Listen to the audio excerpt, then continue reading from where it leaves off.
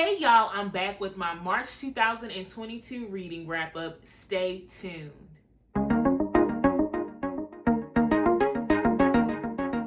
Welcome back to Books with Kimberly. Don't forget to like, comment, share my channel, and subscribe.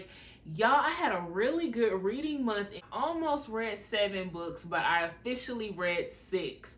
And I'm going to talk about all 6 of those books today. So let's get right into it. The first book I read in the month of March was a book that was recommended by my aunt. I did a standalone review for this.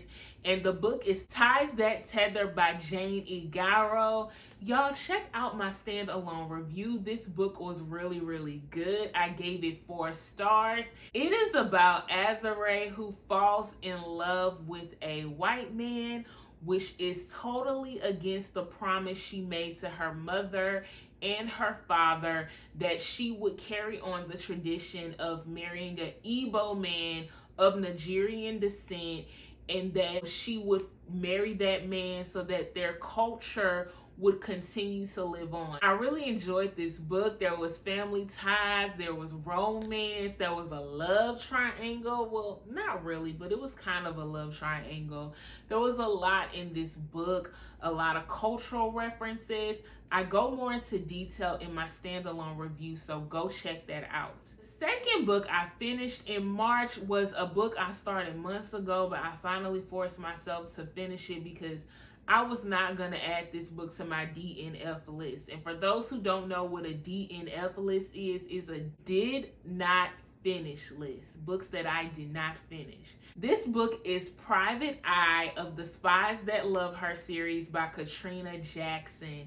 Y'all, I was so excited to read this book because the main character of this book, Maya, is a plus-size black woman. And y'all know I love my plus-size representation in my books.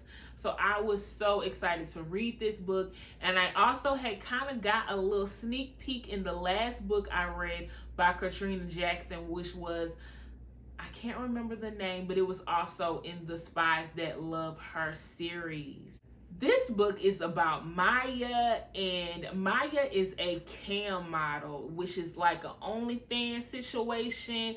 Sis be doing real risque things on the camera, and she gets a pretty good income from it. Hey, I ain't judging. So Maya finds out that her favorite client, who she looks forward to doing these weekly chats with every Thursday, is actually a private eye named Kenny. And when she finds out, she feels betrayed that he lied to her. All the spy stuff was really going over my head, so I'm probably doing a really bad job of explaining it. But there was this guy from another country who was selling guns, and he was selling illegal guns through this website. And so they wanted to use Maya's little chat, her little risque chats to lure the guy in.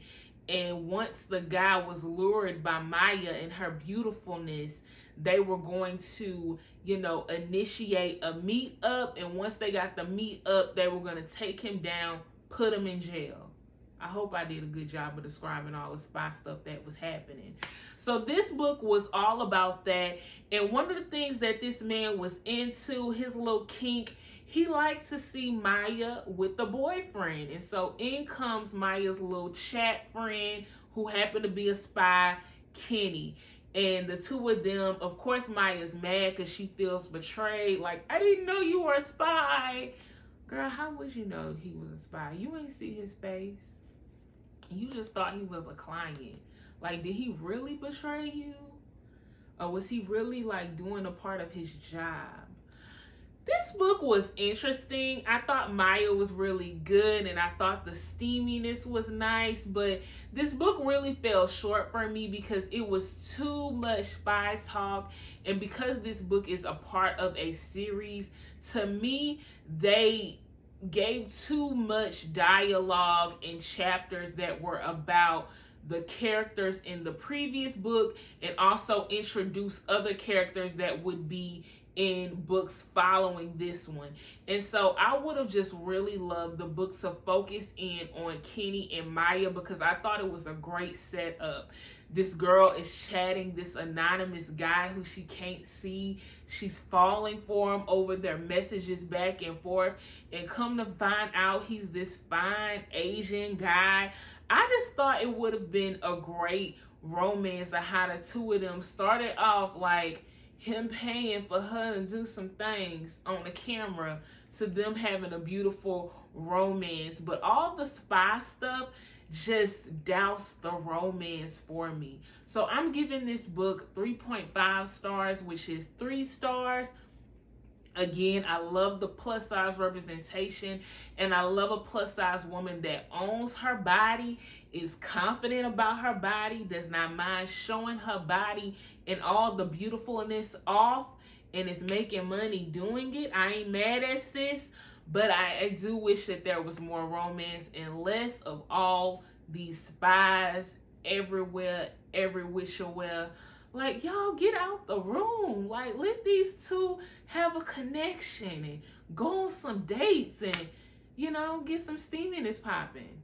You know, it was a lot of teasing with the steaminess. Like, don't tease me with it. Katrina, I know what you good at, girl. Go ahead and give it to me. The next book that I read in the month of March was His Inherited Princess by Empi Baryeh. I hope that I didn't butcher that name as bad as I think I butchered that name. But this book was really interesting. What inspired me to read this book is because when I did my It's All About the Romance video in February, one of the tropes that was dropped down in my comments was a arranged marriage romantic trope. Because one of my favorite shows is Married at First Sight, I really love the Indian matchmaking show on Netflix. I had to read me a book about an arranged marriage because I don't know why I'm obsessed with arranged marriage, but I am. This book is about Princess India and Prince Omar. So her country and the country of Prince Omar decided to do a marriage arrangement to tie their two countries together. What they did was they arranged Princess India to marry Prince Majid, but on their wedding day, they were in a car accident and Majid died. And so this book is called His Inherited Princess because Prince Omar, who was next in line for the throne, inherits his brother's wife. Y'all, I was so interested by this. I'm like, now say what? Not only was sis arranged in a marriage to another prince in another country, but then this prince dies on their wedding day. She wakes up from a coma to find out that her husband has passed away. She's a widow, but that, hey girl, you're married again to his brother. I know that was a lot for her to process. But come to find out, when the two of them saw each other, sparks were flying. And she was kind of like, I can't be feeling like this for his brother. And he was like, look, I can't be around my brother's wife because she is beautiful and I'm drawn to her. And so the fact that the two of them end up together, I mean, it's kind of unfortunate, but then it's kind of beautiful in a way too. So I was definitely here for this book. I love that the two of them are kind of tiptoeing around each other at first, and then finally they let their feelings out and they start to grow and they really build this really cute relationship. I give this book 4 stars. One of the things that keeps me from giving it 5 stars is the fact that in order for Prince Omar to become the king of Sudar, he had to consummate his marriage to India. He was being respectful of that at first because she is a widow, but there were some parts in this book that was a little bit creepy for me because I felt like the author put a little bit too much pressure on India to consummate this marriage, and it was just a little bit creepy, but I thought it was a great concept, and I really want to read some more arranged marriage romance. The 4th book I read in the month of March was Blood Like Magic by Liselle Sambury. Y'all, if y'all watched my standalone review for this book, then y'all know how much I love this book. It is about Baryeh, who is a 16-year-old witch. She's not a witch yet. She has a very difficult task to complete in order for her to become a witch. And y'all, that task is a tough one. It involves her destroying her first love. And so I really enjoyed this book. I was a little bit conflicted on whether to give this book 4 stars or 5 stars. I ended up giving it 4 stars, and I stand by that. So check out my standalone review where I do a full discussion of this book, my critiques, my likes, my dislikes, a full critique on this book. The last 2 books that I read in the month of March were a part of Beverly Jenkins' Old West series, and both of them I love so much. I'm not even going to beat around the bush. I gave both of these books 5 stars. They were recommended to me by my aunt, who also recommended that I read Ties That Tether. So again, shout out to my auntie. These books were so good, and these books are Tempest and Forbidden. I'll start off with Tempest, even though I read these books out of order. Tempest was the first one I read, and Tempest is about Regan Carmichael, who is a mail order bride. She answers an ad to be the bride of Dr. Colton Lee. Dr. Colton Lee lives in this cute little town where he is the doctor. He has a daughter named Anna. Regan, y'all, comes in with a bang. And when I say bang, I mean a real bang. Her wagon was attacked, and sis pulled out a rifle and was banging on them. She was not playing games. She ends up shooting her soon-to-be husband in the shoulder, and that is his introduction to his mail order bride. It was so funny, but he was definitely intimidated by his wife and was surprised that she was not this prissy little lady that he was expecting. I really love this book, y'all, because Dr. Lee let her know, look, I'm just marrying you because my daughter needs a mom. I need a wife around here, but my first love died while she was giving birth to my daughter, and this won't be a marriage about love. Well, that's what he thought, because, honey, Regan swept him off his feet. You hear me? She swept him off his feet. And, of course, they fell in love, and it was a beautiful story because I just loved Regan's relationship with Anna. Y'all, it was so much shooting in this book. It was vengeance going on. It was drama. It was a lot of goodness, and I loved every bit of it. The last book I read in the month of March was, of course, in this series. It was Forbidden. And y'all, Forbidden had me shook.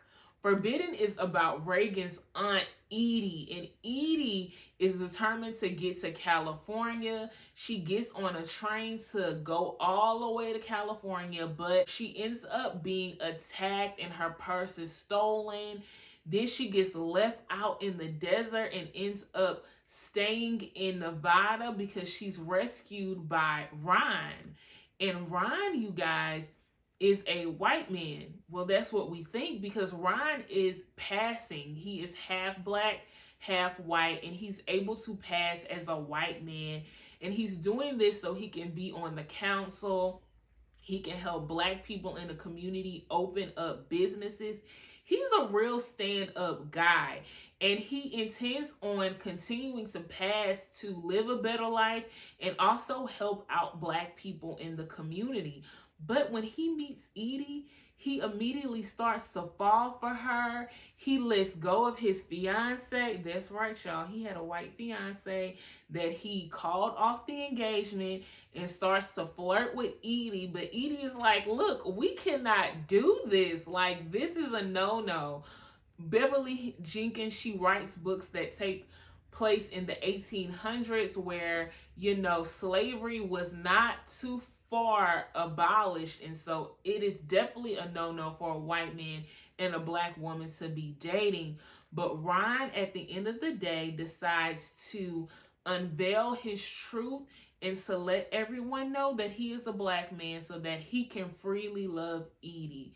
Y'all, that just took my breath away. So beautiful. And I love the sacrifice that he made just so that he can be in love with the woman of his dreams.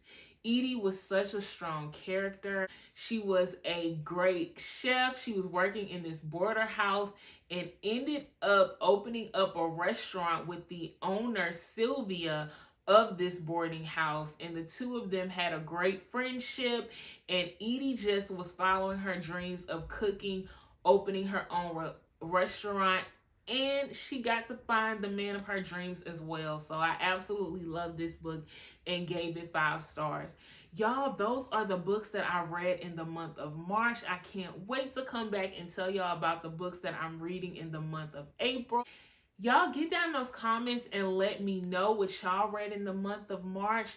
What were your favorite books that you read? And don't forget to like, comment, share my channel, and subscribe. Thanks again for tuning in to another Books with Kimberly video.